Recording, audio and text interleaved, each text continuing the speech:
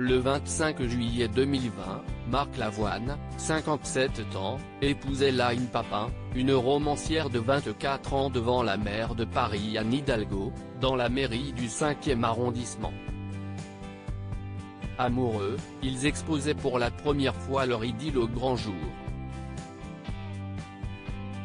Pourtant un an plus tard, comme vous le révèle Closer en kiosque ce vendredi 24 septembre 2021, le couple se sépare. Leur histoire avait démarré en 2018. À l'époque, Marc Lavoine, divorcé de Sarah Poniatowski la même année, est fou d'amour pour la jeune femme de 33 ans, sa cadette. Leur première rencontre avait eu lieu 2 ans plus tôt à France Inter. Lors d'une carte blanche à l'antenne de la radio, le chanteur avait reçu la jeune romancière pour son premier ouvrage intitulé L'éveil.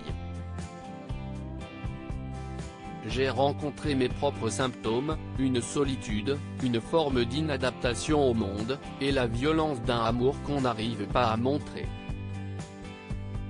Ce livre m'a réveillé, expliquera le coach de The Voice après son mariage.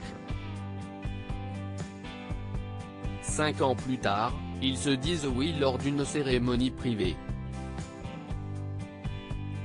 Seulement, alors qu'ils viennent tout juste de célébrer leurs noces de coton, rien ne va plus entre Marc Lavoine et Elaine Papin, comme vous le révèle Closer en exclusivité. En cause, les envies de famille de la jeune femme de 25 ans, le chanteur ne souhaiterait plus devenir père à presque 60 ans. Marc Lavoine, un papa comblé. Marc Lavoine est déjà père de 4 enfants, Siemon, qu'il a eu avec sa première femme Denise Pascal décédée des suites d'un cancer en 2017, Yasmine, Milo et enfin Roman, issu de son deuxième mariage avec Sarah Poniatowski. Alors qu'il vient de souffler ses 59 bougies, le chanteur et coach de The Voice ne se projetterait plus dans la construction d'une famille. Une cassure pour le couple qui vit désormais séparément et qui selon des proches, a l'intention de demander le divorce. Retrouvez tous les détails exclusifs dans votre nouveau numéro de Closer en kiosque ce vendredi 24 septembre. Comment acheter Closer?